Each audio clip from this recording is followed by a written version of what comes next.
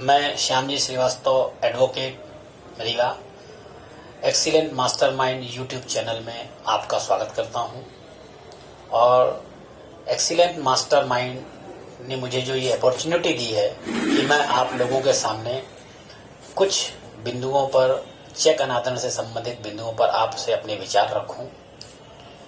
इस बिंदु पर वर्तमान में जो स्थितियां चल रही हैं, चेक अनादरण का जो मामला है वो लोगों को ब्लैकमेल करने के रूप में भी सामने आ जाता है, क्योंकि हमारे मध्य प्रदेश की जो जनता है उनका लिविंग ऑफ स्टैंडर्ड और मेंटल स्टेटस बहुत डिफरेंट है। कुछ लोग ऐसे हैं जो लगभग बिना पढ़े हैं और चेक की इम्पोर्टेंस को नहीं समझते हैं। छोटे छोटे अमाउंट के लिए 20,000 25,000 के लिए छोटे छोटे चेक में ब्लैंक चेक दे देते हैं और ब्लैंक चेक के बाद उसमें मात्र उनसे सिग्नेचर ले लेते हैं और सिग्नेचर कर लेने के बाद जो साहूकार होते हैं वो उसमें से 5%, 7%, 10% और मेरे अनुभव में तो 20% माहवार के लोग उनसे ब्याज लेते हैं। और ब्याज न लेने पर मेरे सामने तो वैसे बहुत सारे प्रकरण आए जिसमें कि किसी व्यक्ति ने मात्र 25,000 रुपये उधार कर्ज पे लिया था, जिसका 5%, 8% ब्याज की दर से उन्होंने 3-3 लाख रुपए जमा दे दिया। लेकिन उसके बाद भी उनका ब्याज जारी रहा और उनके ऊपर चेक अनादरण के मामले लगाए गए और उनको सजा हुई और बेचारे वो इस पूरी प्रक्रिया से, पूरी इस कानून के जो पेच हैं उसमें से फंस के रह गए। इस बिंदु पर मैं भी, क्योंकि समाज का ही व्यक्ति हूँ, मैं भी लोगों को देखता हूँ कि किस प्रकार से साहूकार लोग इसका मिसयूज करते हैं।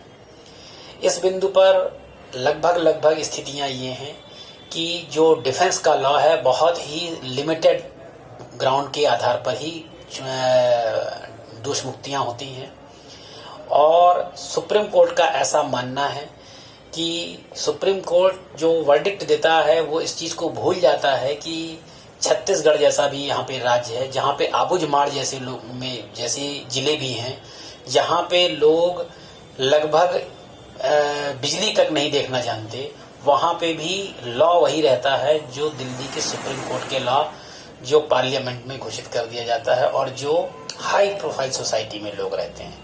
लेकिन उन दोनों का मानसिक स्तर और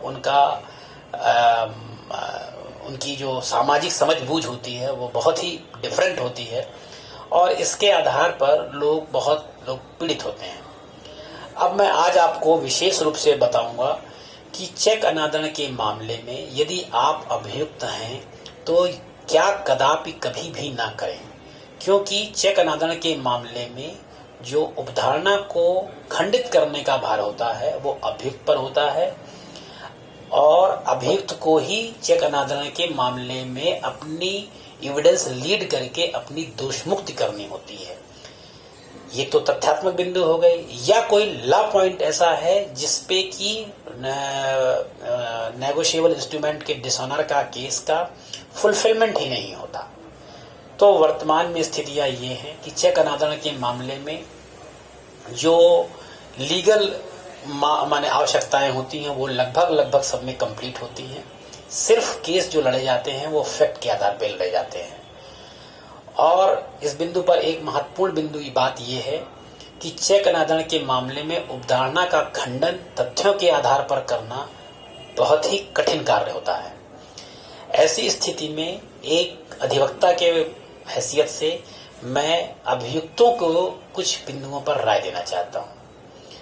कभी भी चेक अनादरण के मामले में यदि कोई आपको नोटिस आता है, इसका आपको रिप्लाई कभी नहीं देना है, क्योंकि आप जब रिप्लाई दे देते हैं तो इससे एक बात तो एक्सेप्ट हो जाती है कि आपको जो डिमांड नोटिस था वो रिसीव कर लिया।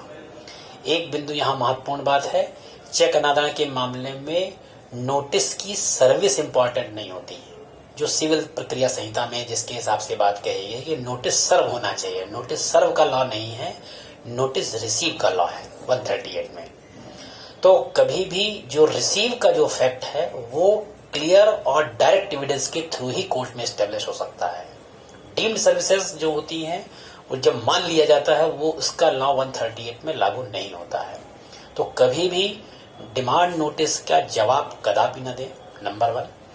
नंबर 2, आपको अपना डिफेंस जो है कभी भी चार्ज के स्टेज पे कभी भी डिस्क्लोज ना करें। जब कंप्लेनेंट की एविडेंस आ जाए और क्रॉस एग्जामिनेशन के दौरान आपका जो डिफेंस है उसको लीड करने के सजेशन के माध्यम से अपनी आप एविडेंस एड्यूस करने की प्रक्रिया शुरू करिए।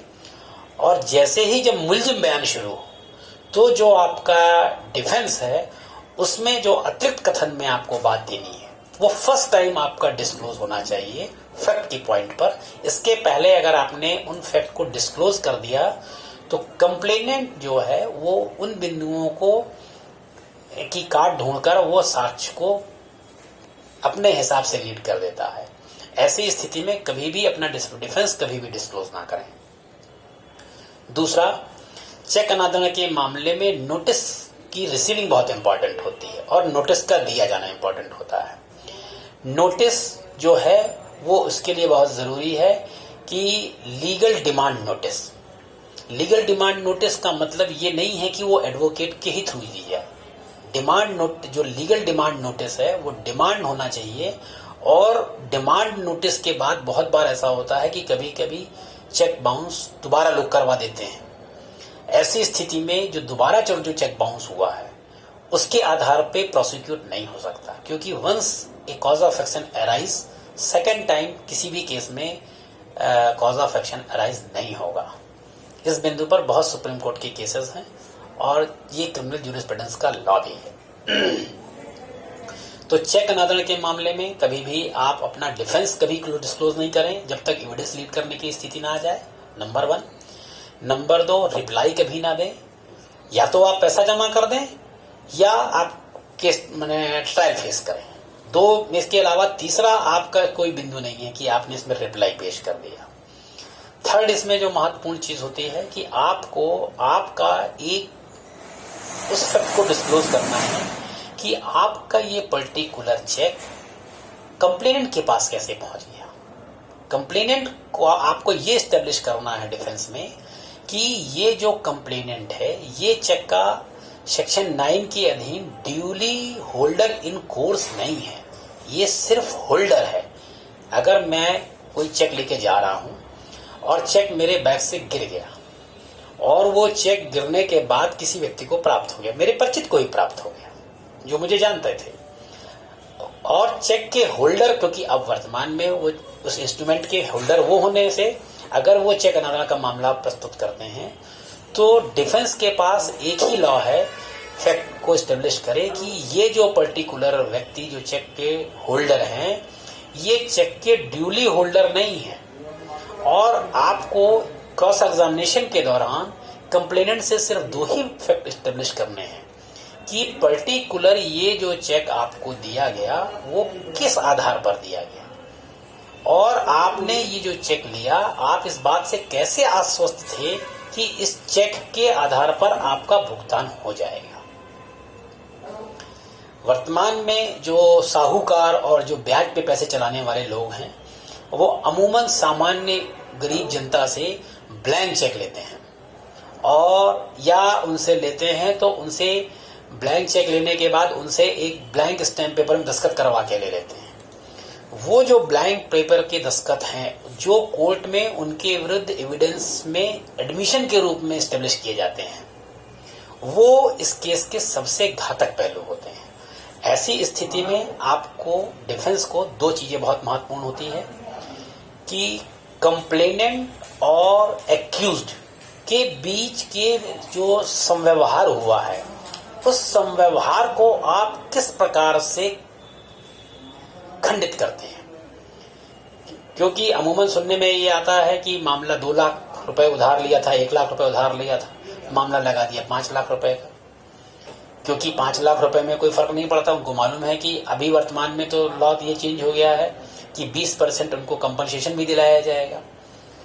तो कंप्लेनेंट के दिमाग में ये बात आती है कि 20% तो उनको अभी ही मिल जाएगा, तो जो चेक का अमाउंट रहता है वो इतना ज्यादा भर देते हैं कि केस हमको जब मिलेगा कब मिलेगा कोई फर्क नहीं पड़ता।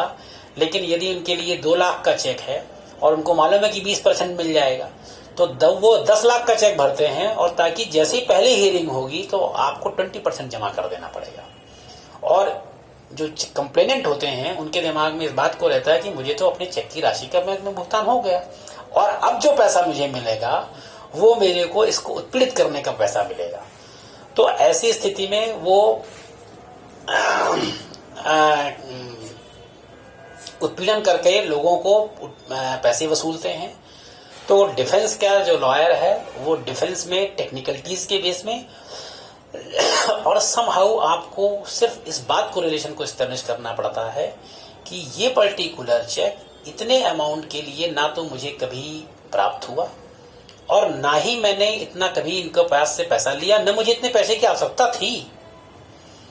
ये जो सब डिफेंस हैं ये आपको सिर्फ मुलजिम बयान एक्यूज स्टेटमेंट के बाद ही डिपोज करना चाहिए, चार्ज के स्टेज में कभी भी नहीं करना। सॉरी। आज मैं आप लोगों को अभियुक्त की ओर से जो रणनीति होना चाहिए न्यायालय में उसके विषय में एक छोटा सा अपनी दृष्टि और अपना अनुभव आप लोगों के साथ शेयर किया है। आशा करता हूं कि आप लोगों के लिए ये लेक्चर कुछ हद तक प्रभावशाली होगा। मैं धन्यवाद देता हूं एक्सीलेंट मास्टरमाइंड के डायरेक्टर श्री राजकुमार सक्सेना, जो मेरे बड़े भाई साहब जैसे हैं, जिन्होंने मुझे ये अपॉर्चुनिटी दिलाई और मैं आप लोगों के समक्ष अपनी बात को रख सका। धन्यवाद। नमस्कार।